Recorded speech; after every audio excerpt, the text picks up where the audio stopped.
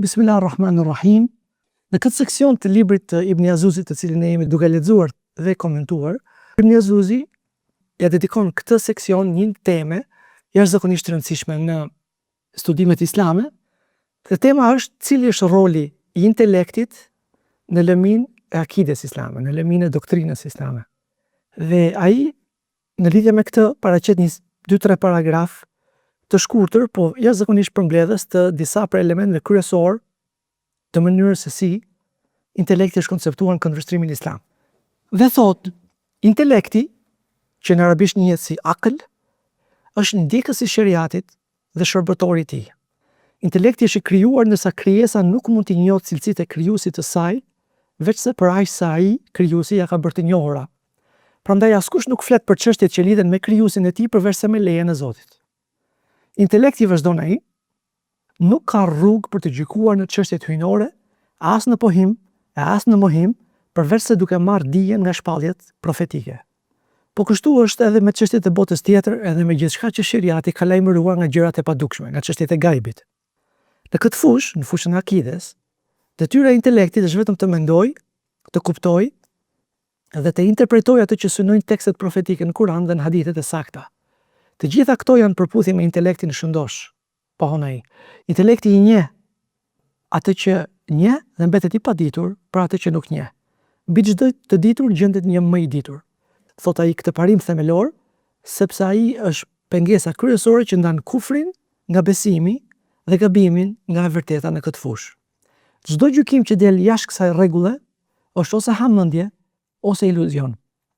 Ai që e thot një gjë të tillë mbështetet në analogji, të cilat nuk japin siguri dhe nuk e justifikojnë bindjen e tij, sepse përfundimet e mendjes nuk mund t'i kundërvijnë shpalljes së të plot informuarit, Allahu xhela xhelaluhu. Shkaku i gabimit, vazhdon ai, në këtë fushë është pamundësia që ka intelekti për ta përfshirë plotësisht thelbin e çështjes të akides ose për t'u ofruar saktë asaj. Sikur njerëzit e kësaj fushë ta kuptonin këtë, të ktheheshin tek besimi në atë që ka thënë Allahu dhe i dërguari i tij. Po ajo që nuk është shprehur, vazhdon ai, qartë në tekstin fetar nuk bën pjesë në këtë temë. Kjo është shumë e rëndësishme. Ai po thonë ne po flasim vetëm për çështje që janë shprehur qartë në tekstin fetar. Gjithë kjo që sapo tham ka të bëjë me këtë lloj aspekti të tekstit shkrimor. Dhe jo për çështje që nuk janë të prera. Kjo është njohja e kësaj meseleje, thotë ai, roli i intelektit në këtë shkencë është të ndalet në kufijtë e tij. Kjo është në 2 pika themelore që janë burimi i lumturisë edhe i shpëtimit. Ky është teksti që Ibn Jazuzi e ka në manualin e tij të shkurtër. Ai vazhdon me një seksion tjetër, i cili pavarësisht se ai e ka vendosur në këtë seksion i përket në fakt seksion që ka të bëjë me mrekullitë edhe me thyrjen e ligjeve të natyrës, prandaj edhe unë nuk do e përmend këtu, por do e përmend tek seksioni ose këtë tema ku do flasim për mrekullitë dhe për mundësinë e thyrjes të ligjeve të natyrës nga ana Allahu xhela xhelalu dhe mundësimi i mrekullive. Pra ky është teksti i Ibn Jazuzit. Gjëja e parë që të bën ndërmend, ose më saktë gjëja e parë që vërehet në këtë çështje, është se mënyra se si ai e ka formuluar seksionin ka shumë rëndësi për mënyrën se si ai ka trajtuar çështjen, sepse thotë cili është roli i aklit, intelektit në fushën e akides. Shpeshherë ne kur analizojmë çështjen e rolit, kur analizojmë rolin e arsyes apo të aklit, përgjithsisht e marrim atë nga fusha e akides dhe e përgjithsojmë për çdo gjë tjetër. Ndërkohë që intelekti ka një rol dhe një fushë veprim specifik në fushën e akides, por kjo nuk do të thotë që ai ishi vetëm i rol dhe fushë veprim që ai ka. Në fushat të tjera, si në fusha e studimeve empirike, të shkencave apo të shqisave më radh, akli, intelekti mund të ketë një rol tjetër, më të zgjeruar, më dominant, më prominent, sesa roli që ka në çështjen e akides, sepse akidja ka të bëjë me metafizikën, ka të bëjë me eskatologjinë, me botën tjetër dhe me gjithçka që do ndodh, ka të bëjë edhe me botën e të fshehtës, me botën e ghaibit. Dhe duke qenë se këto element dominojnë doktrinën dhe dominojnë akiden islame, atëherë dhe akli, intelekti përballë këtyre elementeve gjendet në një mënyrë të saktuar, i limituar deri në farmase dhe ndjekës i shariatit dhe interpretues i teksteve fetare, siç thotë edhe Ibn Jazuzi. Ndërkohë që kur vjen puna në çështjet e tjera që kanë të bëjnë me këtë dynjan, që kanë të bëjnë me studimin e botës empirike, me shkencat e natyrës apo me shqisat e me gjitha më radh, intelekti mund të ketë dhe ka në fakt rol më të gjerë më prominent dhe më të rëndësishëm. Një nga gabimet që ne bëjmë zakonisht është që ne lexojmë librat e dietarëve muslimanë që flasin për intelektin në fushën e akides dhe e përgjithsojmë atë për çdo lloj fushë tjetër. Dhe flasim duke thënë që Islami në lidhje me aklin thotë që ai duhet të jetë i nështruar dhe i bindur ndaj shariatit dhe i kufizuar vetëm në ato që thon tekstet e kështu me radhë, duke mos bërë diferencimin që kjo vlen për fushën e akides dhe për fushën specifike për cilën po flasim, dhe jo domosdoshmërisht për të gjitha çështjet që ka të bëjnë fushveprimin e aklit. Dhe një tjetër aspekt jashtëzakonisht i rëndësishëm që duhet ta përmendim që në fillim është që përgjithsisht ne e përkthejmë dhe termin akël si arsye dhe flasim për rolin e arsyes në Islam, për rëndësinë e arsyes në Islam dhe për fushveprimin e arsyes në Islam e kështu me radhë. Megjithatë, dietarët muslimanë kanë tërhequr vëmendjen se termi akël, siç njihet në arabisht, nuk duhet të përkthehet thjesht si arsye, veçanërisht nëse arsyeja kuptohet kuptimin modern perëndimor siç e kuptojmë të gjithë neve, si një aftësi diskursive, analitike dhe thjesht racionale. Në traditën intelektuale islame, akli i referohet një aftësie më të lartë njohëse që përfshin intelektin, perceptimin shqetësor, aftësinë për të dalluar të mirën nga e keqja dhe kapacitetin për të kuptuar të vërtetën në mënyrë të drejtë për drejtë. Megjithëse arsyetimi diskursiv, që në arabisht njihet si fikr, nadhar ose istidlal, është një nga funksionet e aklit, ai nuk shtëron kuptimin e tij. Domethënë, konceptimi i arsyes diskursive është një funksion i aklit, por nuk e shtëron kuptimin e këtij termi. Akli nuk është thjesht një instrument për të manipuluar koncepte dhe argumente, por në këndvështrimin islam është një aftësi që mundson perceptimin e realiteteve metafizike dhe njohjen e rendit hyjnor të ngulitur në krijim. Dhe kjo është pak ndryshe nga mënyra se si konceptohet arsyeja në botën moderne. Dietarët muslimanë kanë argumentuar se moderniteti e ka reduktuar aklin në atë që mendimtarët tradicional do ta quanin arsye, në kuptimin e saj më të kufizuar. Një aftësi llogaritëse, analitike, që merret kryesisht me marrëdhëniet empirike dhe logjike. Dhe ky reduktim ka errësuar dallimin tradicional ndërmjet ratios, nëse mund ta themi shumë, arsyes diskursive dhe intelektit intuitiv apo aklit, siç njihet në arabisht, një dallim ky që ka ekzistuar tradicionalisht para botës moderne, jo vetëm në mendimin islam, por edhe në filozofinë greke, në teologjinë mesjetare të krishterë e kështu me radhë. Domethënë, akli, nëse do të marrim, le të themi, teologjinë apo filozofinë greke apo teologjinë mesjetare apo teologjinë që është zhvilluar në perëndim përgjithësi, akli i afrohet më shumë konceptit të intelektit se sa konceptit modern të arsyes. Dhe akli është aftësia përmes të cilës njeriu njeh Zotin, kupton kuptimin e fundit të ekzistencës dhe percepton unitetin që qëndron pas shumëllojshmërisë së dukurive. Për këtë arsye, kur Kurani i fton vazhdimisht njerëzit të përdorin aklin e tyre, afela ta'qilun, a nuk mendojnë ata, a nuk përdorin ata aklin, ai nuk i thërren thjesht që të përdorin thjesht në një analizë logjike, por i fton që të zgjojnë një mënyrë të thellë të njohjes, e cila bashkon reflektimin racional, në këtë rast arsyen, po edhe intuitën shpirtërore, edhe vetëdijen ekzistenciale për realitetin. Prandaj, identifikimi modern i aklit vetëm me arsye nuk është thjesht një përkthim i pasakt, nëse mund të themi kështu, por është një ngushtim i thellë i një prej koncepteve më themelore epistemologjike të traditës islame. Domethënë, është një ngushtim i kuptimit që ky term ka dhe i fushveprimit që ai aplikohet me. Prandaj, akli i përkthyer si arsye dhe arsyeja e kuptuar përgjithsisht nga ne si arsye diskursive, ashtu siç njihet rëndom shoqërinë shqiptare, është një përkthim jashtëzakonisht reduktues, i cili rrok vetëm një pjesë të vogël të konceptit aklit dhe anashkalon të gjitha konceptet shpirtërore, të gjitha aspektet shpirtërore, aspektet fizike, dhe aspektet që kanë të bëjnë me njohjen e Zotit, që akli i zotron për nga natyra e tij në konceptimin islam. Dhe prandaj është jashtëzakonisht problematike përkthimi i tij si arsye pa shpjegime të mëtejshme. Dhe këtë do të shohim ne direkt nëse do të fokusohemi tek mënyra se si dietarët muslimanë e kanë përkufizuar aklin, madje edhe nga etimologjia e tij.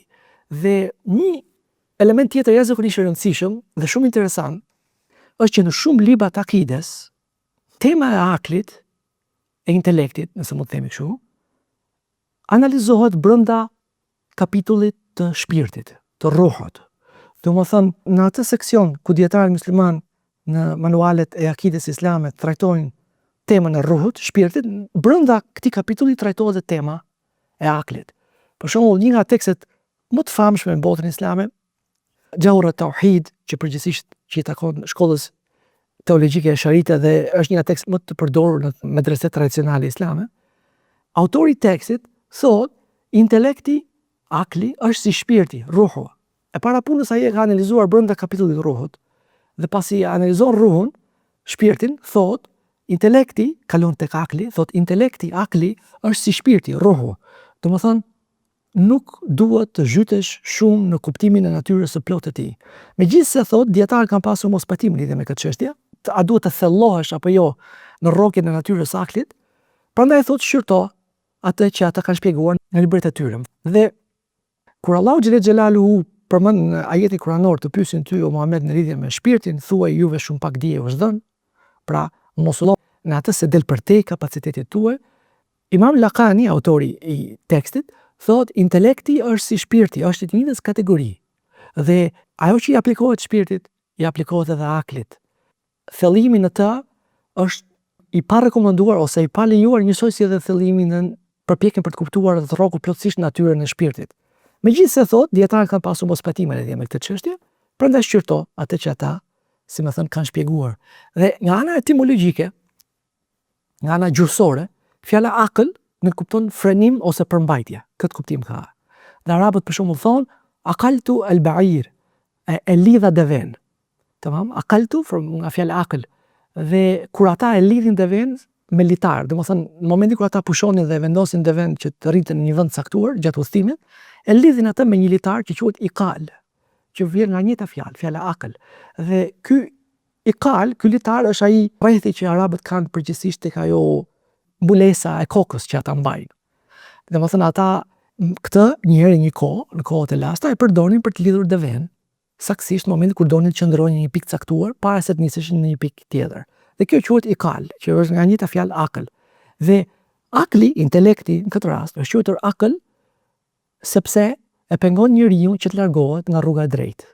Pra e frenon dhe e pengon njeriu që të largohet nga rruga e drejtë. Dhe dietarët musliman kanë thënë që nuk ekziston vetëm një lloj intelekti, ekzistojnë disa lloje intelektesh. Ata nuk kanë qenë në mendimin që ka vetëm një lloj arsye, që ka vetëm një lloj intelekti. Një prej tyre thotë është ai që quhet intelekti i lindur, gharizi në arabisht.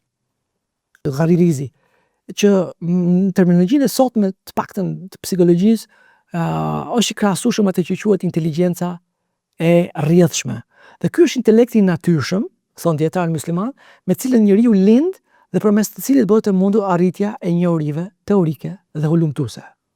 Pra është kapaciteti për të njohur gjërat dhe për të hulumtuar ato. Lloji i dytë i intelektit thotë është intelekti i përftuar ose intelekti i fituar, kesbi, që është i krahasueshëm me inteligjencën e kristalizuar, siç e thon sot. Dhe ky është intelekti që njeriu e fiton ose e përfton përmes veprimit me njerëzit e mençur dhe të ditur. Dhe lloji i tretë i intelektit, që këto dy lloj të para ne jemi pak a shumë tek mënyra se si konceptohet dhe arsyeja sot, po lloji i tretë i intelektit, o lloji i tretë i aklit, është ai që quhet akli i dhuruar hyjnisht. I krahasueshëm atë që njihet sot si inteligjenca shpirtërore. Dhe sipas dietarëve musliman, ky është intelekti që Allahu ua dhuron besimtarëve në mënyrë që të udhëhiqen prej tij drejt besimit. Pra kur Allahu xhelalu ka vendosur që t'i udhëzojë njerëzit në besim, ai i dhuron atyre akël. Dhe këtu akli largohet deri diku prej mënyrës se si konceptohet arsyeja në përdorimin tonë të përditshëm. Ky është një lloj akli, një dhuntie njohëse që Allahu ja jep njeriu për të njohur të vërtetat përfundimtare, për të njohur Zotin, fen dhe të vërtetat përfundimtare të fesë dhe të udhëzohet në rrugën e drejtë. Dhe një lloj tjetër akli thotë është, siç njihet Islami, është akli i asketëve, intelekti i asketëve, akli zuhad, siç njihet në arabisht, i krahasueshëm atë që njihet sot si inteligjenca e frymëzuar me fjalë, dhe ky është intelekti me të cilët arrihet asketizmi. Do është një lloj fuqie njohëse, shpirtërore, me të cilën njeriu do t'i mundsohet asketizmi në këtë dynja. Dhe në fund fare është intelekti i fisnikëruar ose intelekti i fisnikërus, sharafi, siç njihet në arabisht, dhe ky është intelekti i profetëve, dhe intelekti i profetit Muhammed sallallahu alaihi wasallam, i cili kuptimi i tij është me fjalë që Allahu i ka nderuar dhe ja ka përsosur intelektin profetëve në gradën më të lartë që askush tjetër përveç tyre nuk e ka. Domethënë akli në këtë lloj përkufizimesh nuk ka të bëjë vetëm me njohjen dhe arritjen e njohurive teorike dhe ulumtuese, apo me përfitimin e diturisë dhe mençurisë duke u shoqëruar me njerëz të mençur dhe ditur, por ka të bëjë edhe me hirin hyjnor, ose më saktë me bereqetin, teufikun dhe fadlin e Allahut, mirësinë e Allahut, është i dhuruar hyjnisht, është akël që të bën mundur asketizmin këtë dynja, edhe është edhe akël që jepet profetëve si dhuratë për Allahut xhele xhelaluhu. Dhe dietarët muslimanë kur kanë ardhur në temën e si përkufizohet intelekti në Islam, kanë dhënë opinione ndryshme. Dhe një prej tyre është që akli është një lloj dije. Dhe në këtë lloj konteksti e kanë përkufizuar si dije e disa njohurive intuitive dhe të vetë kuptueshme. Si për shembull, njohja vetvetishme se tërësia është më e madhe se pjesa, se një trup nuk mund të jetë njëkohësisht në lëvizje dhe në qetësi, apo se zjarri djeg dhe gjëra ngjashme. Pra këto lloj njohurish intuitive dhe të vetë kuptueshme, ata kanë thënë ky është akli. Dhe njeriu lind me këto. Është pjesë e antropologjisë njerëzore që ata të kenë këtë lloj kapaciteti të lindur dhe për njohje të intuitive dhe të vetë kuptueshme. Disa të tjerë kanë thënë se intelekti nuk është një lloj dijeje, siç përmendëm, por është një aftësi e lindur, ghariza, domethënë një predispozit natyrore, nga e cila pason njohja e domosdoshmërisë logjike, kur të gjitha aftësitë e njeriu arrin pjekurinë. Pra, është një aftësi e lindur, një predispozit natyrore, e cila në momentin kur njeriu arrin pjekurinë dhe bëhet i pjekur mendërisht, atëherë kjo ja mundson atij njohjen e domosdoshmërive logjike.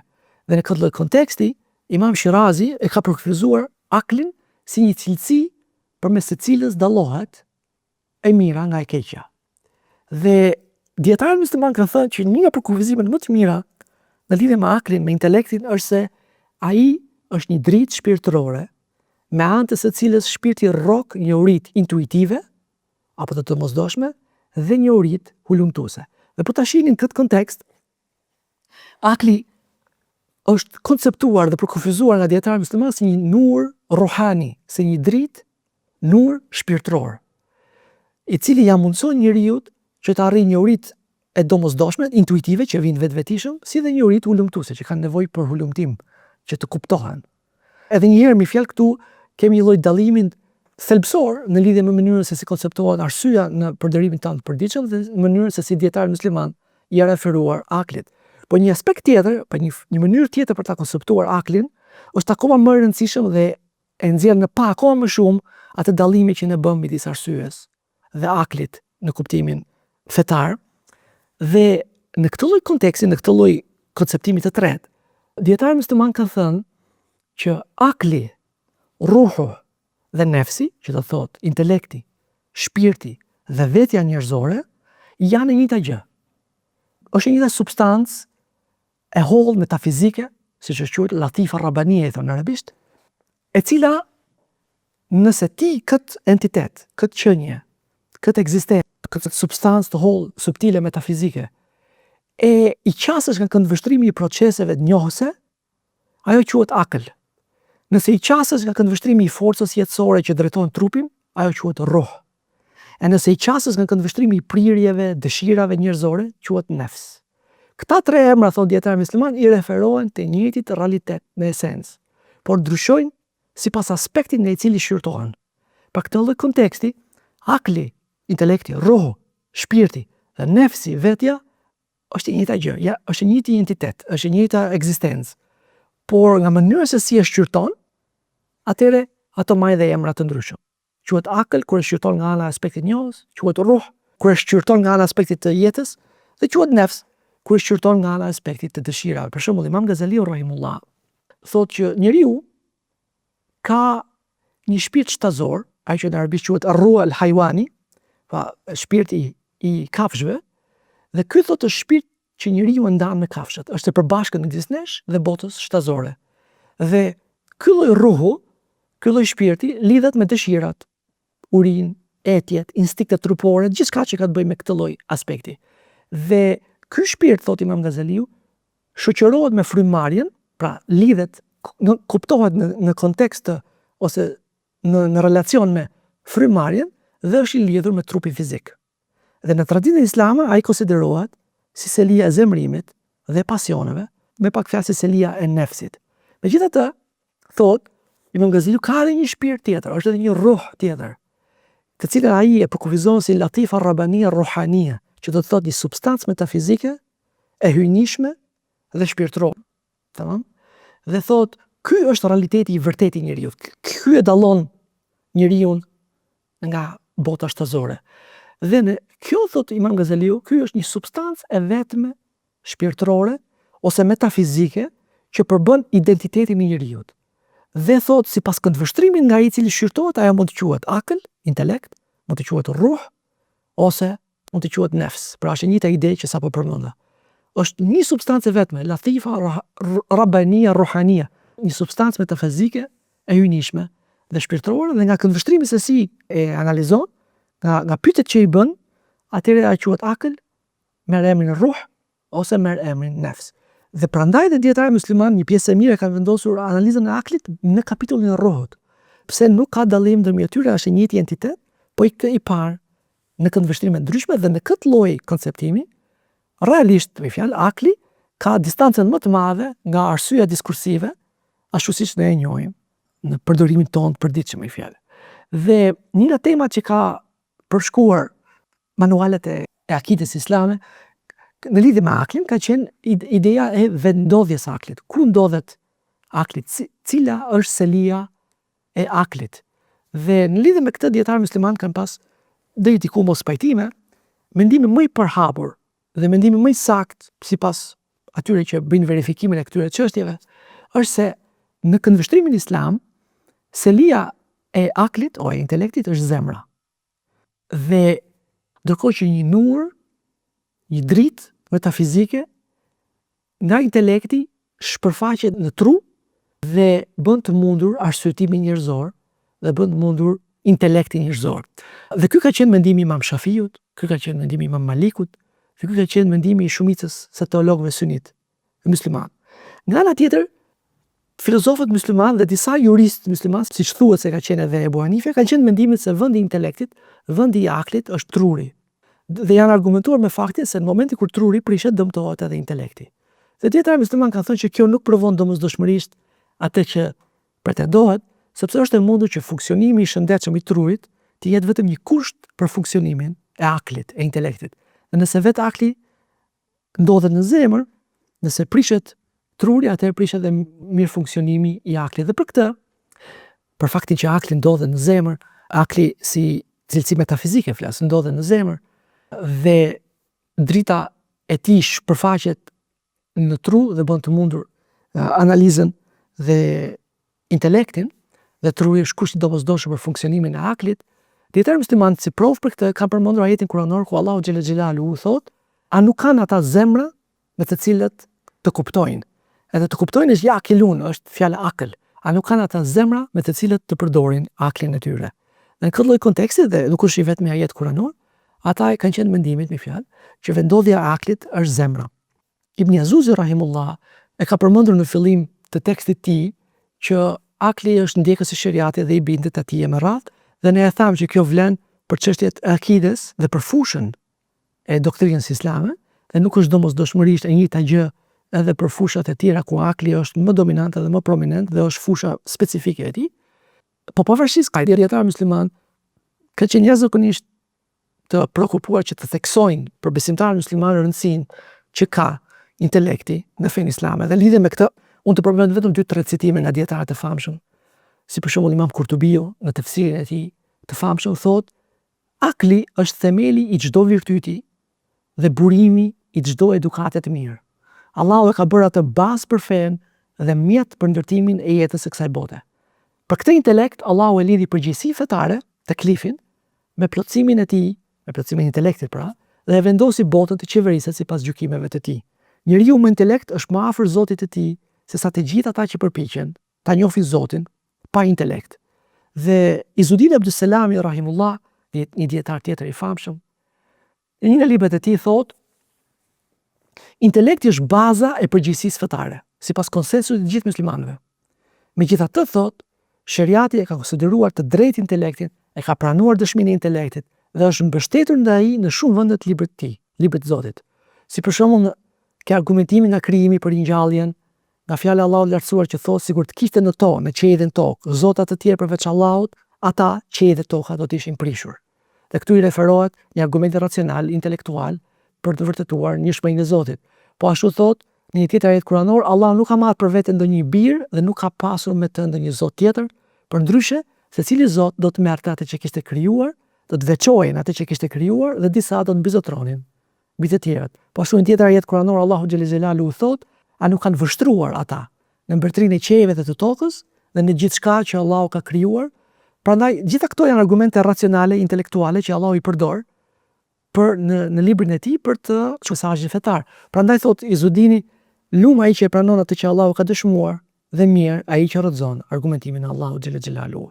Dhe intelekti, pavarësisht lartësisë së gradës dhe pozitës së ngritur, gjithsesi dietar musliman kanë thënë që ai ka një kufi, sidomos në çështjet e akides, ku duhet të ndalet dhe nuk mund ta kalojë, përndryshe do të sjellë devijime dhe në dalalet, në kequdhëzim. Dhe Imam Ragib el-Isfahani, rahimullah, një dietar i famshëm musliman, thotë shariati është themeli dhe intelekti është ndjekës. Shariati vjen përpara intelektit dhe intelekti ka gjithmonë nevojë për shariatin. Shariati ose feja është si ushqimet që ruajnë shëndetin, ndërsa gjykimet e intelektit janë si ilaçet që e rikthejnë shëndetin kur je smur.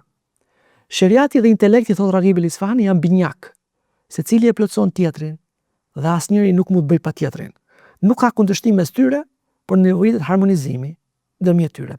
Dhe në një tjetër libër të tij, Ragib el-Isfahani thotë, dije se intelekti i lënë vetëm në vetvete nuk mund të arrijë vetëm se tek njohja e përgjithshme e realiteteve, dhe jo tek hollësitë e tyre.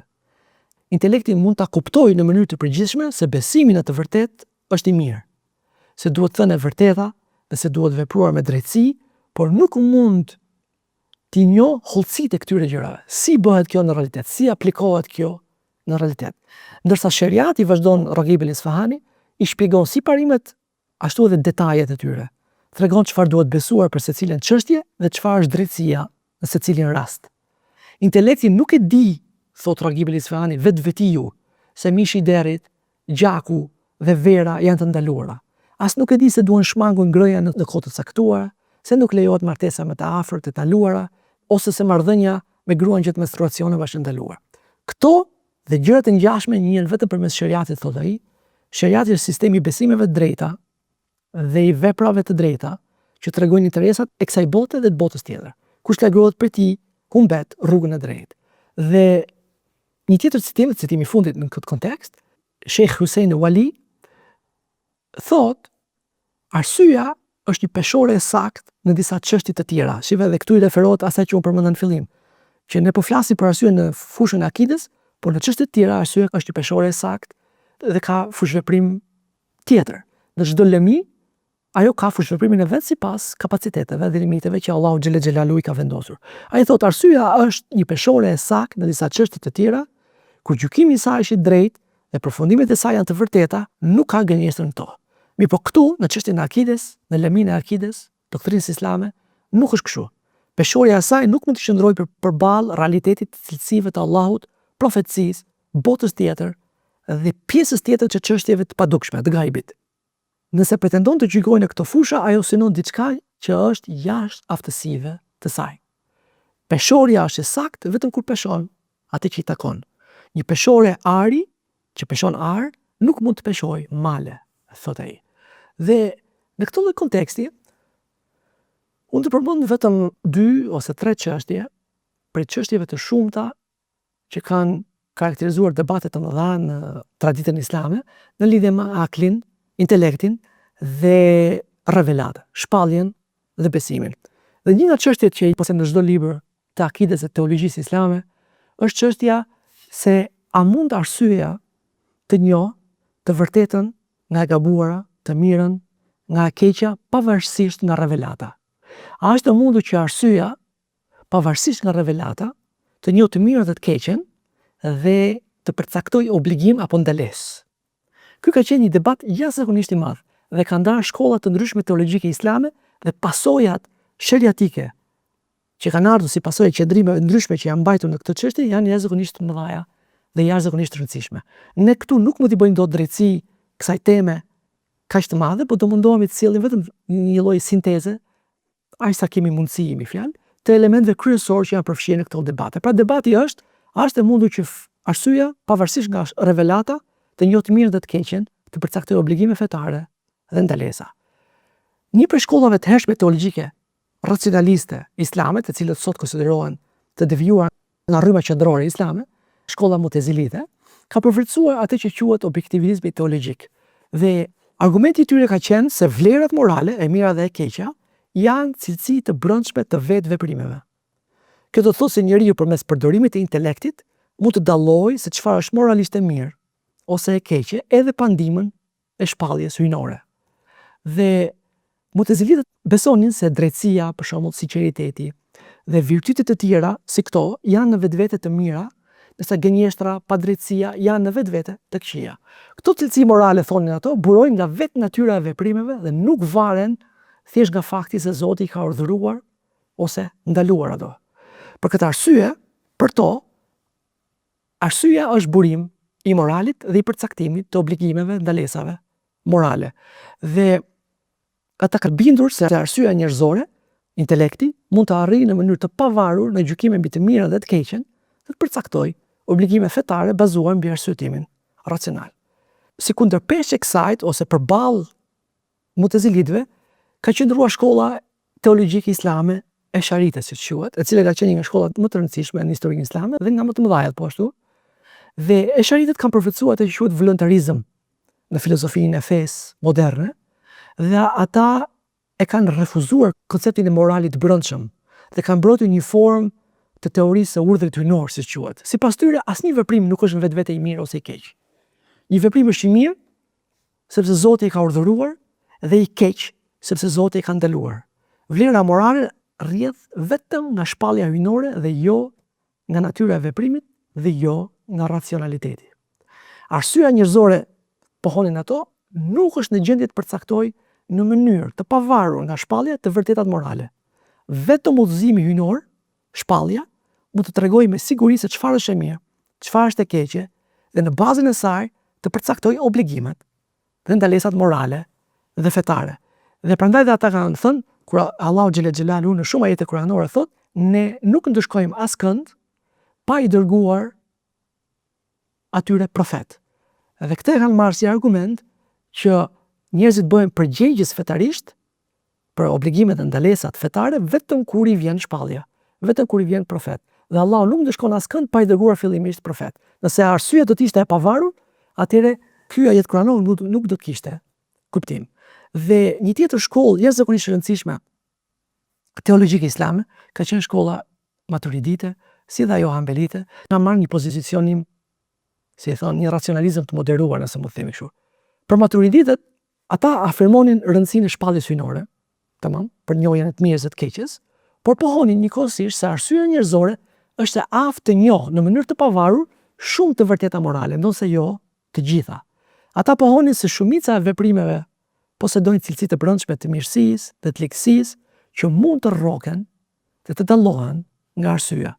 Dhe këto cilësi morale nuk krijohen domosdoshmërisht nga urdhrat hyjnor. Domethënë nuk është urdhri hyjnor që e përcakton domosdoshmërisht, por janë tipare objektive të vetë veprimeve. Dhe arsyeja njerëzore, thonin ato, mund të njohë në mënyrë të pavarur vlerat dhe detyrimet themelore, bazike, morale, siç është për shembull mirësia, falënderimi ndaj bamirësit, e keqja e padrejtësisë e gjëra të tilla. Megjithatë, pohonin Maturidit për të dalluar nga Mu'tazilitët, arsyeja e vetme e lënë në vetvete nuk mund të përcaktojë tërësinë e ligjit hyjnor. Shpallja është domosdoshme për njohjen e akteve specifike të adhurimit, dispozitave të hollësishme juridike e kështu me radhë. Në këtë kontekst, edhe i Ibn Taymija dhe tradita hanbelite islame ka qenë këtij lloji qëndrimi, por në vend që të fokusohet tek aftësia e arsyes për të njohur disa të vërteta pavarësisht nga feja, ata Ibn Taymija në rastin konkret është përqendruar përgjithsisht tek fitra, për dispozita zanafillore njerëzore për të njohur Zotin, si një lloj dhuntie njohëse e ngulitur tek qenia njerëzore, përmes cilës njeriu njeh të mira dhe të keqen në mënyrë intuitive. Dhe këto debate që shtrihen në libra me vëllime nuk janë thjesht debate teorike, për rolin e arsyes. Domethënë, a një arsyeja të vërtetën, a mund të themelohet etika vetëm mbi arsyen? A mund të njihet e mira dhe e keqja vetëm mbi arsyen, pavarësisht të shpalljes? Dhe a mund të përcaktohet obligimi fetar dhe ndalesa fetare vetëm duke u bazuar tek shpallja?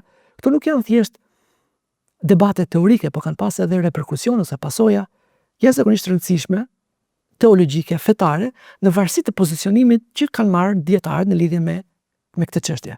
Për shembull, Imam Gazaliu, i cili i përkiste shkollës teologjike e Sharite, sipas cilës, siç e përmendëm, e mira dhe e keqja nuk mund të njihen vetëm se përmes shpalljes, dhe e mira është ajo që Zoti urdhëron dhe e keqja është ajo që Zoti ndalon, dhe nuk ka një të mirë të keqe që ekziston jashtë Zotit, dhe Zoti i nështrohet se të mirë dhe të keqe dhe vepron sipas saj, dhe se përgjegjësia fetare për të përgjigjur Zotit, pra, për ta njohur, për të qenë besimtar dhe për të jetuar fetarisht, vjen vetëm pasi të ka ardhur profet, dhe vjen vetëm pasi ke dëgjuar për profetët, vjen vetëm pasi mesazhi ka ardhur. Ky është qëndrimi i Sharit, sipas Imam Gazaliut, për shembull, ku ai trajton çështjen e shpëtimit, një nga çështjet më të rëndësishme teologjike, që ne do ta analizojmë çik më vonë inshallah, jo këtë derset e tjera, ku vjen puna te çështja e shpëtimit, ku vjen puna tek meseleja, tek çështja a do jenë hithtarët e feve të tjera të shpëtuar apo jo, apo vetëm ata që ndjekin fenë islame. Tamam? Në këtë moment, këto lloj qëndrimesh të ndryshme ndikojnë këtë çështje dhe në varësi të pozicionimit që ti ke, edhe përgjigjja do të jetë ndryshme. Për shembull, Imam Gazaliu, duke qenë se i përket shkollës së Sharitë, duke qenë se i përket asaj shkolle që thotë shpëtimi vjen vetëm pasi të ka ardhur mesazhi, dhe Zoti nuk ndëshkon nëse nuk ka ardhur profet, Imam Gazaliu thotë, kusht për përgjegjësinë fetare është mbritja e mesazhit tek ty. Tani, ata të cilët nuk i ka ardhur mesazhi, ata janë shpëtuar vetvetiu, sepse nuk janë përgjegjës. Me arsye, nuk mund t'i kuptosh të vërtetat përfundimtare. Arsyeja mund të orientojë deri diku tek e mira dhe e keqja, por nuk mund t'i japi siguri. Dhe nuk mund të përcaktosh obligime bazuar mbi të. Kjo është kategoria e parë e njerëzve, thotë ai, që janë të shpëtuar se nuk i ka ardhur mesazhi. E dyta, një kategori e madhe e njerëzve, thotë, i ka ardhur mesazhi fetar i shtrembëruar dhe e kanë mësuar mesazhin fetar vetëm nga goja e klerikëve të tyre, të feve të tjera flas, të cilët e përshkruajnë fenë islame dhe profetin Muhammed sallallahu alaihi wasallam në mënyrë të shtrembëruar dhe devijuar. Këto njerëz, thotë Imam Gazaliu, edhe këto njerëz nuk janë përgjegjës fetarisht, sepse duhet të vi mesazhi në mënyrë bindse dhe në mënyrë të drejtë, në mënyrë që të konsiderohesh përgjegjës për refuzimin e tij apo për pranimin e tij. Dhe ky lloj qëndrimi, si pasojë e këtij debati, rolit të arsyes të njohjen të mirës dhe të keqes, ka bërë që Imam Gazaliu në shumë prej veprave të tij të konsiderojë si të shpëtuar me leje të Zotit, pothuajse pjesën më të madhe të njerëzimit që njihej në atë kohë. Gjithë Evropën, gjithë kështërimin lindor, kështërimin perëndimor, ato ofiset turkike e të gjithë më radh. Unë do të citoj vetëm një pasazh që është domethënës lidhje me këtë çështje. Ai thotë, mëshira hyjnore do të përqafojë gjithashtu shumë prej kombeve të shkuara që kanë kaluar, domethënë, nëse shumë prej tyre mund të jenë në zjarr qoftë për një periudhë të shkurtër apo për një çast e kështu me radhë. Unë madje thot Imam Gazaliu, të shkoj aq larg sa të pohoj se shumica e të krishterëve ndër evropianët dhe turqit në këtë kohën tonë, në kohën e vet, shekullin e 12, përfshihen nga po e njëjta mëshirë nëse Zoti i lartësuar dëshiron. Mollësisht, në mënyrë më detajuar, e kam fjalën për ata krishterë që janë banorët më të largët e Evropës dhe të Azisë qendrore, që nuk janë në kontakt me vendet muslimane, të cilëve nuk u kanë bërritur thirrja në Islam, ata do të përfshihen në kjo mëshirë hyjnore. Të krishterët, thotë ai, sa i flet për krishterët që i kishte afër që jetonin në kufi me botën islame, si dhe për krishterët që jetonin brenda shteteve islame në atë kohë ose kalifatit, thotë të krishterët mund të ndahen në tre shtresa sipas mendimit tim, thotë. Njëra, përmban atë që emri Muhamedit nuk i kanë mbritur ende, nuk i kanë dëgjuar kurrë. Këto, thotë, janë të shfaqsuar për mosbesimin e tyre, sepse ai bazohet tek ideja që arsyeja nuk të bën përgjegjës fetar, vetëm shpallje. Por sa kohë të ka ardhur, atëherë je shpëtuar. Kategoria e dytë, thotë, përmban ata që kanë dëgjuar për emrin dhe për shkrimin e profetit, dhe për Islamin, dhe kanë dëgjuar për mrekullitë e tij. Këta janë ata njerëz për të krishterëve dhe të feve të tjera që jetojnë krah muslimanëve dhe brenda muslimanëve, shteteve islame, dhe japin e marrin me muslimanë ose jetojnë në mesin e tyre. Këta, thotë Imam Gazaliu, janë ato që ne i konsiderojmë se e kanë refuzuar Islamin dhe janë përgjegjës për të. Janë pra jo besimtar në këtë vështrim islam. Kategoria e tretë, thotë, është shtresa që përmban ata njerëz që gjenden midis atyre që se kanë dëgjuar kurrë mesazhin islam dhe atyre që jetojnë përditshëm me muslimanët. Emri i Muhamedit dhe fesë u ka rënë për një mend në vesh atyre, po ata nuk e njohin përshkrimin dhe karakterin e tij të vërtetë. Në vend të kësaj, thotë Imam Ghazali, ata kanë dëgjuar që nga koha e vegjëlisë së tyre se një gënjeshtrar mashtrues i quajtur Muhamet ngriti pretendime se ishte profet, në të njëjtën mënyrë siç fëmijët tanë musliman dëgjojnë që një gënjeshtrar i quajtur Mokana ngriti pretendime se ishte profet e kështu me radhë. Për sa më përket mua, thotë Imam Ghazaliu, njerëz të tillë janë të shfaqsuar, këta që e kanë dëgjuar mesazhin në mënyrë të shtrembruar, si ata të kategorisë së parë që se kanë dëgjuar kurrë, sepse ndonse e kanë dëgjuar emrin e tij, të profetit pra, ata gjithsesi kanë dëgjuar të kundërtën e cilësive të tij të vërteta. Dhe kur dëgjojnë gjëra të këtilla, vështirë se zgjohet dëshira për të zbuluar se cili ka qenë më të vërtetë ky personalitet që më ka ardhur dhe më përshkruhet mua në këtë lloj mënyre. Pra, ky këndvështrimi i Imam Ghazaliut që arsyeja ka një limit që mund të orientojë drejt të mirës dhe të keqes, mund ta kuptojë atë në mënyrë të përgjithshme, por nuk mund ta përcaktojë të mirën dhe të keqen në mënyrë të plotë, aq më shumë të përcaktojë obligim fetar apo ndalesë, duhet shpallja. Dhe vetëm përmes shpalljes bëhesh përgjegjës fetar, ai ka sjellë Imam Ghazaliu në këtë qendrim, të cilën ai ka shfaqsuar pothuajse pjesën më të madhe të krishterëve që ekzistonin atë kohë, pothuajse pjesën më të madhe të botës së njohur të asaj kohe, domethënë. Ndërkohë që Maturidit, Ibn Taymija dhe Hanbelit pikërisht bazohen tek fakti që arsyeja arrin ta njohë të mirën dhe të keqen deri në farmase dhe shpallja përforcon atë që arsyeja deri diku e arrin apo fitra predispozita zana fillore e brenda shkruar tek njeriu për të njohur të vërtetat, ajo sipas tyre e bën njeri përgjegjës fetarisht. Sipas këtij këndvështrimi, njerëzit të cilët nuk e kanë dëgjuar kurrë për fenë islame apo e kanë dëgjuar ato në mënyrë të shtrembërt, janë gjithsesi përgjegjës fetarisht, sepse fitra e tyre, kjo natyra zana fillore që njeh Zotin, dhe arsyeja e tyre, pavarësisht shpalljes, duhet i dërgonte ata drejt njohjes së Zotit, njohshmërisë të tij dhe vërtetësisë së islamit, të paktën në mënyrë të përgjithshme. Për këtë arsye ato konsiderohen përgjegjës, për këtë arsye ata nuk konsiderohen të shpëtuar. Dhe shif se si këto dy dallime në lidhje me këtë çështje, në rolin e aklit në njohjen e vërtetave morale, sjell këndvështrim të gjerë apo të ngushtë në mënyrë se si koncepton shpëtimin e jo muslimanëve. Shpresoj të ketë qenë e qartë, nëse këto janë tema deri diku, domethënë, të ndërlikuara. Dhe një tjetër element jashtëzakonisht i rëndësishëm në debatet kryesore në lidhje me aklin dhe revelatën, këtë rast, është që çfarë ndodh nëse nga pamja jashtme, spaku, duket se ka një kundërshtim midis kuptimit literal të një teksti të shpalljes të vërtetave racionale. Nëse të paktën nga ka një kundërthënie të dukshme, ose në pamje të parë duket se ka një kundërthënie ndërmjet tyre, kujt i jepet përparësi? Tekstit të shpalljes apo jepet përparësi arsyes? Ky element është jashtëzakonisht i rëndësishëm në teologjinë islame, sepse kjo ka qenë një nga shkaqet për dallime të thella teologjike dhe të mënyrës se si konceptohen emrat dhe cilësitë e Allahut xhelle xhelalu. Nëse diskutimi është jashtëzakonisht i rëndësishëm, edhe jashtëzakonisht i komplikuar, unë do të sjell vetëm një sintezë shumë të shkurtër me fjalë, thjesht për të kuptuar ato debatet kryesore në lidhje me këtë çështje. Dietarët musliman, veçanërisht ato të shkollës teologjike e Sharite, kanë artikuluar të që quhet kanuni interpretativ, nëse mund të themi kështu. Dhe artikuluesi më i pjekur, më i thellë i këtij ka qenë Imam Razi, Fakhruddin Razi rahimullah, i cili ka thënë që nëse në pamje të parë duket se ka një kundërshtim ndërmjet aklit dhe tekstit shkrimor, atëherë këtu ka vetëm 4 mundësi, thotë. Një është që ti pranojmë ashtu siç janë dhe pa asnjë përpjekje për t'i harmonizuar, të pranojmë përmbajtjen e tekstit shkrimor, ashtu dhe përfundimet racionale. Dhe një veprim i tillë, thotë Imam Ghazaliu, është një pamundësi, sepse shkel ligjin e mos kontraditës. Ose njëri është i saktë ose tjetri, nuk mund të dyja njëkohësisht. Ose i harmonizon ose nuk mund t'i pranosh ashtu siç janë. Alternativa 2, thotë Imam Ghazaliu, është se si shpallja, ashtu dhe arsyeja refuzohen. Gjë e cila thotë është një tjetër pamundësi. Ti nuk mund të refuzosh si arsyeën ashtu edhe shpalljen.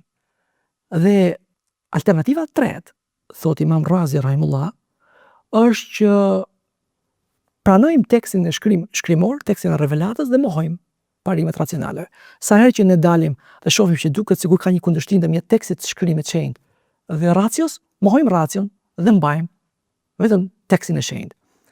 Këtë Imam Razi refuzon. Dhe refuzimi është shumë interesant, se thot, kjo thot është batil, është e kot, është e gabuar. Sepse thot, ne nuk mund ta njohim të vërtetën e kuptimit literal të teksteve të shpalljes, përderisa nuk kemi kuptuar përmes argumenteve racionale provat për ekzistencën e krijuesit dhe atributeve të tij, si dhe provat për mrekullinë e profetëve, të cilat na çojnë neve drejt vërtetësisë së profetit Zotit. Tamam? Ashtu si janë shfaqur veçanërisht tek profeti Muhammed sallallahu alaihi wasallam. Ideja e Imam Razi është thotë që arsyeja është e nevojshme për të kuptuar argumente racionale, janë të domosdoshme për të kuptuar provat për ekzistencën e krijuesit dhe për vërtetësinë e profetit. Tani thotë, nëse ne do t'i mohojmë, do të refuzojmë parimet racionale, do të kapim vetëm pas tekstit, atëherë thotë se do të bëhet e dyshimt. Pra, siguria e arsyes do të vehej në dyshim dhe nuk do të pranoj, do të refuzoj. Dhe nëse kjo ndodh, thotë, atëherë arsyeja do të rresh së qenuri provë e pranueshme në lidhje me themelet e fesë, në lidhje me ekzistencën e Zotit, në lidhje me profecinë e profetit. Nëse këto themele nuk mund të konfirmohen përmes aklit, atëherë argumentet e shpalljes rreshtin së qenuri udhëzuese.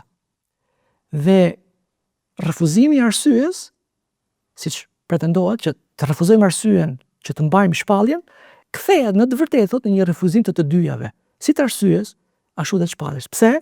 Sepse në momentin kur ti ke refuzuar arsyen, thotë Imam Razi, themelet e vërtetimit të Zotit, profetësisë, shpalljes shkatrohen, sepse bazohen akël.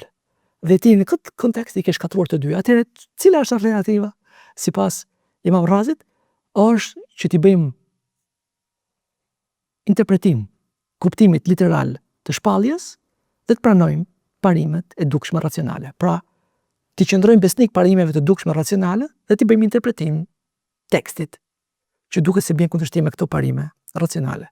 Kjo është alternativa që kanë dhënë dietarë si Imam Ghazaliu, Razi, më radh, dhe ka qenë një nga themelet dhe bazat e interpretimeve të emrave dhe cilësive të Allahut xhelle xhelalu. Prandaj dhe ata kur thuhet Allahu xhelle xhelalu ka dorë, ka thënë dora, ky tekst shkrimor bën kundërshtim me parimet kategorike racionale, atëherë duhet i kthejmë tekstet dhe ta interpretojmë sipas kuptimit dytësor dhe tretësor që ai ka, ku dora është mëshira apo fuqia, dhe themi këtu i referohet fuqisë së Zotit dhe jo gjymtyre specifike të Allahut xhelle xhelalu. Ky debat, cili është roli i arsyes në lidhje me shpalljen, çfarë ndodh kur midis arsyes dhe shpalljes ka konflikt? Ky ka qenë kanuni i zhvilluar nga dietarët muslimanë që i përkasin veçanërisht shkollës së Sharite, dhe një tjetër, si më thënë, kundërpërgjigje ndaj kësaj, një tjetër këndvështrim, një tjetër pozicionim teologjik, ka ardhur nga shkolla Hanbelite, veçanërisht nga Ibn Taymija. Unë në lidhje me këtë çështje kam shkruar një artikull tek faqja Erasmus, roli i arsyes mos u gabofsha tek Ibn Taymija, dhe Ibn Taymija ka shkruar një libër me 10-15 vëllime varet se si nga botimi, si e tha, mos kundërshtimi ndërmjet tekstit, shenjë dhe shpalljes, kështu quhet libri, në cilën ai veçanërisht analizon konceptimin e Razit dhe i kthen xhevapat. Xhevapi është jashtëzakonisht i komplikuar dhe me shumë aspekte, por një aspekt shumë interesant që mund duket se ja vlen ta analizojmë dhe ta diskutojmë bashkë, ka qenë që Ibn Taymija kur e merr këtë analizë të Razit, që përfundimi i kësaj analize të Razit është që ku ka një konflikt të dukshëm midis tekstit shpalljes dhe arsyes, mbajmë parimet e arsyes dhe interpretojmë në mënyrë figurative tekstin e shpalljes. Ibn Taymija thotë që këtu ky lloj kanoni që këto kanë zhvilluar, ky lloj kanoni është i bazuar mbi një marrëdhënie hierarkike, të paracaktuar dhe të ngrirë, ku arsyeja ka gjithë një përparësi kundrejt shpalljes. Ndërkohë që ai propozon një tjetër kornizë konceptuale, më të nuancuar dhe më interesante. Ai thotë, ne nuk duhet nisemi që shpallja është gjithmonë mbi tekstet e shkrimit, se po mohojmë shpalljen do mohojmë shkrimin vetë, prandaj duhet t'i japi përparësi shpalljes në çdo rast. Korniza konceptuale që ai propozon është që kjo mesele, arsyeja apo shpallja, duhet bazuar mbi nivelet e sigurisë apo pasigurisë që zotrohen nga arsyeja apo shpallja. Çfarë do të thotë kjo? Do të thotë që sipas Ibn Taymijës, shpallja dhe arsyeja qëndrojnë në të njëjtin nivel epistemologjik. Duke qenë se sipas të gjithë dietarëve musliman, ka 3 mënyra kryesore se si një njeri përfton dije, ose përmes hetimit racional, para arsyes apo intelektit, ose përmes transmetimit haberit vërtet, shpalljes, ose përmes perceptimit shqisor. Tani thotë Ibn Taymija, në momentin kur duket sikur ka një përplasje e disi teksti specifik të revelatës dhe një përfundimi specifik të arsyes, ne nuk duhet automatikisht të japim përparësi arsyes, por duhet të shohim cili nivel sigurie është më i lartë. Ndonjëherë arsyeja mund të jetë në nivel sigurie më të lartë dhe teksti i shpalljes mund të jetë në nivel sigurie më të ulët. Pra, teksti i shpalljes mund të jetë ambivalent, ambig, jo shumë i qartë, ndërkohë që niveli i arsyes o i principit racional mund të jetë i prerë, kategorik, shumë i qartë, apo e kundërta.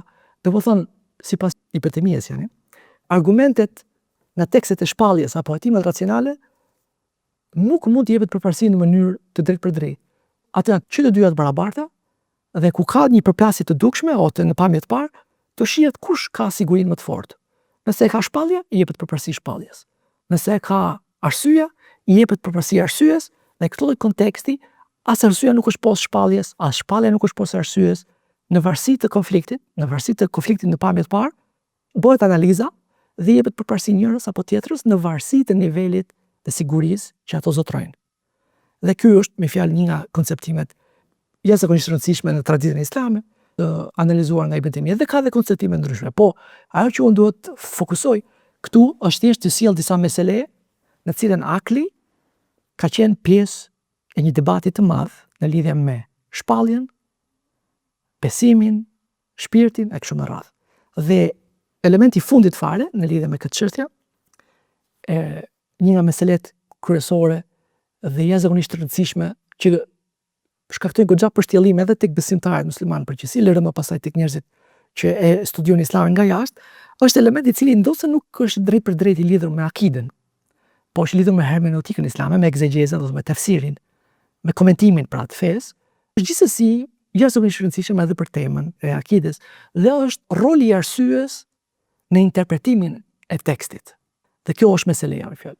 Tekstet e shenjta në momentin kur i vinë dhe besimtari i lexon dhe të shirojnë të interpretojnë, ka roli ka arsyeja në interpretimin e tekstit shenjtë. Dhe që në fillimet e islamit ne kemi një ndarje ndërmjet atyre që i japin më shumë përparësi të qëndruhet besnik ndaj tekstit në kuptimin literal të teksteve të shenjta dhe një lloj parahatie apo kufizimi të arsyes në interpretimin e tekstit, që quhet shkolla e interpretimit tekstual, dhe atyre të cilët e konsiderojnë arsyeën si një mjet kryesor dhe domosdoshëm për të interpretuar tekstin dhe e konsiderojnë atë si boshtin kryesor në cilën bazohet interpretimi i tekstit kuranor. Në përgjithësi, sidomos në bashkësinë fetare muslimane në Shqipëri, duke qenë se shkolla kryesore, le të themi, ose rryma qendrore brenda xhamive është një rrymë qendrore që i përket ahlu hadithit apo i përket një lloj shkolle teologjike që nuk e thekson jashtëzakonisht shumë rolin e arsyes apo të aklit në interpretimin kuranor, ne shpeshherë jemi përballur me argumente apo me tekste fetare që duket sikur refuzojnë rolin e arsyes në interpretim. Dhe ky refuzim i rolit të arsyes në interpretim është dhe mënyra kryesore se si jo muslimanët, e veçanërisht islamofobët me fjalë, ose veçanërisht ata që e kanë halën sy fen, e paraqesin islamin si një lloj interpretimi verberi tekstual i shpalljes, ku arsyeja nuk merret parasysh dhe nuk merret në konsiderat. Dhe një nga ato argumente që ne shpesh i dëgjojmë është që nuk lejohet përdorimi i arsyes dhe intelektit në interpretimin e Kuranit, sepse Allahu xhelle xhelalu u thot: "O ju besimtar, shmanguni prej hamendësimeve, sepse disa hamendësime janë vërtet gjuna." Tamam? Edhe profeti sallallahu alaihi wasallam ka thënë: "Keni kujdes nga hamendësimet, sepse hamendësimi është fjala më e rreme." Dhe kanë thënë të folurit sipas arsyes, të interpretuarit e Kuranit sipas arsyes, është hamendësim. Dhe prandaj dhe ky ajet kuranor tregon që nuk duhet përdor akli në interpretimin e Kuranit. Dhe dietarët muslimanë janë përgjigjur kësaj, duke thënë që ky ajet kuranor i referohet hamendësimit të ndaluar. Dhe po ta shohësh kontekstin e ajetit, aty flitet për akuzimin e njerëzve pa bazë dhe pa prova, thjesht bazuar mbi hamendësim. Po ka lloje të ndryshme hamendësimi ose dhanni, siç quhet në probabiliteti, siç njihet në arabisht, është një që është i ndaluar, që i referohet ky ajet, është edhe një dhan i mirë, të menduarit mirë për besimtarët. Në një hadith jashtëzakonisht të bukur, profeti sallallahu alaihi wasallam ka bërë një dua në lidhje me Ka'ben. Dhe ai transmetuesi thot, Abdullah ibn Umari radhiyallahu anhu, thot: "E pash të dërguarin e Allahut sallallahu alaihi wasallam duke bërë tavaf rreth Qabes dhe duke thënë sa e pastër je dhe sa e këndshme është aroma jote, sa madhështore je dhe sa i madh është shenjtërimi yt. Betohem në atë në dorën e të cilit të shpirti Muhamedit se shenjtëria e besimtarit është më e madhe tek Allahu se shenjtëria jote, e Qabes pra. Pasuria e tij, gjaku i tij dhe që ne të kemi mendim të mirë për të. Dhe këtu përdoret fjala dhën. Dhe këtu dhën, pasurit e një mendimi të mirë për besimtarët është një virtyt dhe jo një diçka e refuzuar. Ndërkohë që kur flasim për temën e përdorimit të intelektit në kuptimin e tekstit të shenjtë, këtu ne flasim për një lloj tjetër interpretimi që është ai që quhet dhëni i përdorur nga dietarët muslimanë, që vjen si rezultat i përfundimeve të bazuara në prova, argumente dhe metoda të njohura shkencore, menheq të njohur shkencor. Domethënë, dietarët muslimanë bazuar mbi prova, argumente dhe metoda shkencore japin mendime dhe mendimet e tyre ndonjëherë janë probable, ndonjëherë janë kategorike. Dhe ky lloj probabiliteti, ky lloj dhëni nuk është i refuzuar, po është unanimisht i pranuar nga gjithë dietarët muslimanë. Prandaj përdorimi i këtij ajeti që largojeni dhënit, largoni hamendësimeve si një argument që nuk lejohet përdorimi i arsyes në shpallje është i gabuar sipas shumicës dietarëve muslimanë. Por disa prej haditheve që kanë qenë jashtëzakonisht të qarkulluara në jetën tonë xhamatore, si thonë, janë hadithet ku profeti sallallahu alaihi wasallam thotë, kush flet për Kur'anin pa dije, le të përgatisë vendin e tij në zjarr. Dhe një tjetër hadith thotë, kush flet për librin e Allahut sipas mendimit të tij, thjesht sipas ra'yit, kjo është fjala në arabisht, ra'yi është arsyeja në këtë rast, edhe nëse qëllon, pra e ka gjetur kuptimin, ai ka gabuar, thot profeti sallallahu alaihi wasallam. Dhe këto dy hadithe janë përmendur dhe janë shumë të njohura ndërmjet në xhamat si hadithe të cilët refuzojnë apo e limitojnë jashtëzakonisht përdorimin e arsyes, ra'yit këtë rast, se ky është në interpretimin e tekstit kuranor. Dhe dietarët muslimanë kanë dhënë disa përgjigje lidhe me këtë çështje.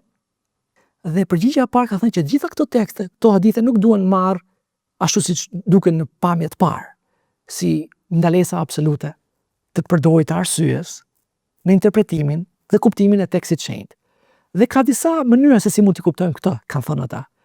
E para është që kuptimi është se njeriu nuk duhet ta interpretojë Kur'anin sipas mendimit të tij personal kur bëhet fjalë për aspektet e paqarta të Kur'anit, ato që janë të delikuara ose të fshehta, të cilat nuk mund të kuptohen vetëm përmes transmetimit nga profeti dhe sahabët e tij. Kjo është një ndalesë për të folur rreth çështjeve të paqarta, që kërkojnë ose transmetim të drejtë për drejtë, ose deduktim nga dietar të kualifikuar.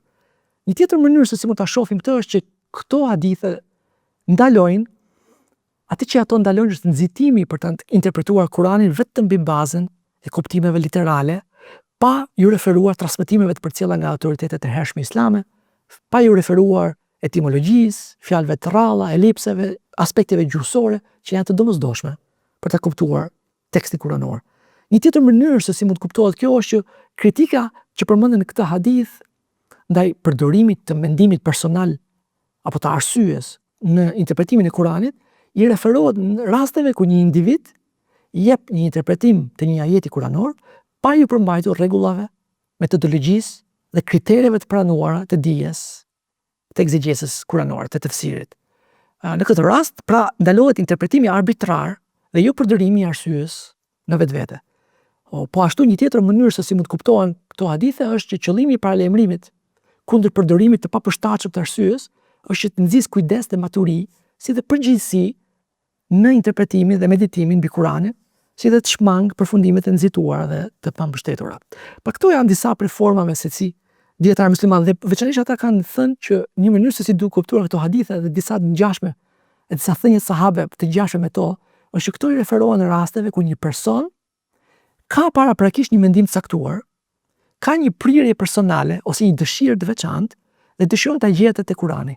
Dhe shkon te Kurani dhe e interpreton atë sipas përputhjeve, në përputhje me dëshirat e tij paraprake për ta mbështetur qëllimin e vet. Dhe nëse ky person nuk do ta kishte këtë mendim apo dëshirë paraprakte, ai nuk do ta shihte atë kuptim në Kur'an. Dhe ky lloj interpretimi është i dënueshëm në këto ajete.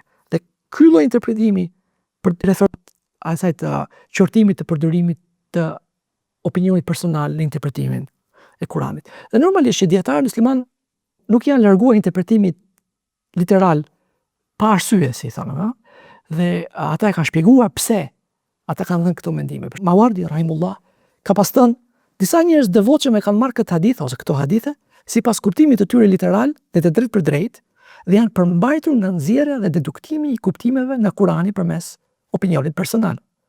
Këtë ata e kanë bërë edhe në raste ku ijtihadi, përpjekja personale, mbështetet në argumente dhe nuk bjen ndesh me një tekst i qartë.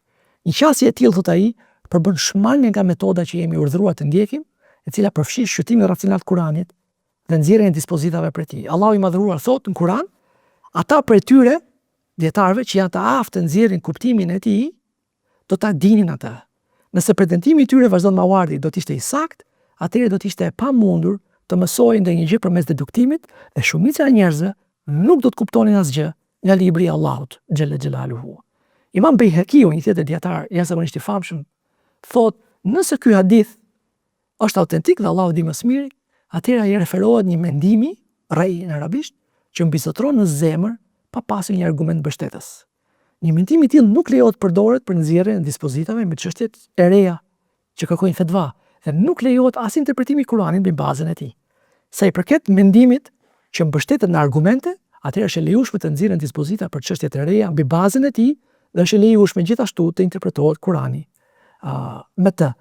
Dhe Imam Ibn Hajar al-Haytami, një tjetër kolos i traditës islame, thot kuptimi i saj i këtyre haditheve është se ai gabon në rrugën e drejtë duke u futur në interpretimin e librit të Allahut me amendësime dhe mendime të pabazuara, për shkak se nuk i plotëson kushtet e nevojshme për ta kuptuar Kuranin.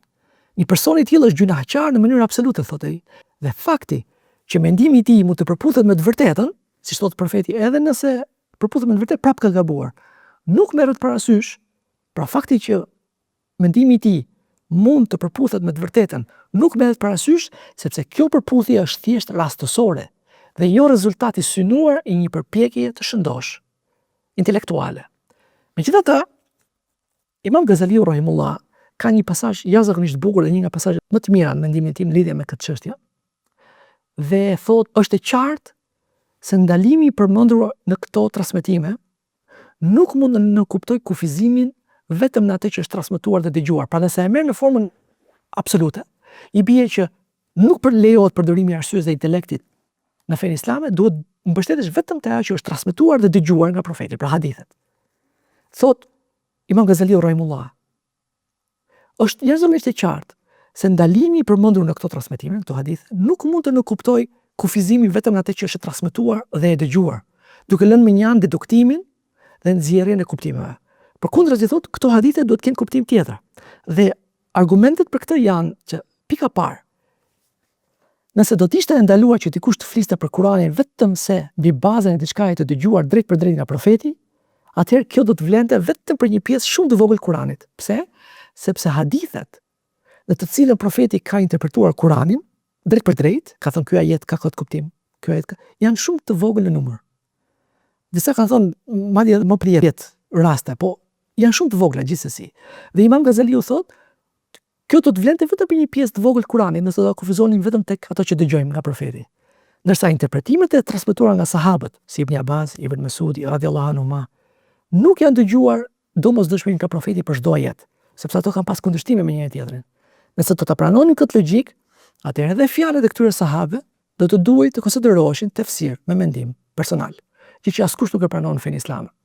Një tjetër pikë, thot Imam Ghazali, është që sahabët dhe komentuesit e Kuranit shpesh kanë dhënë interpretime të ndryshme për të njëjtin ajet.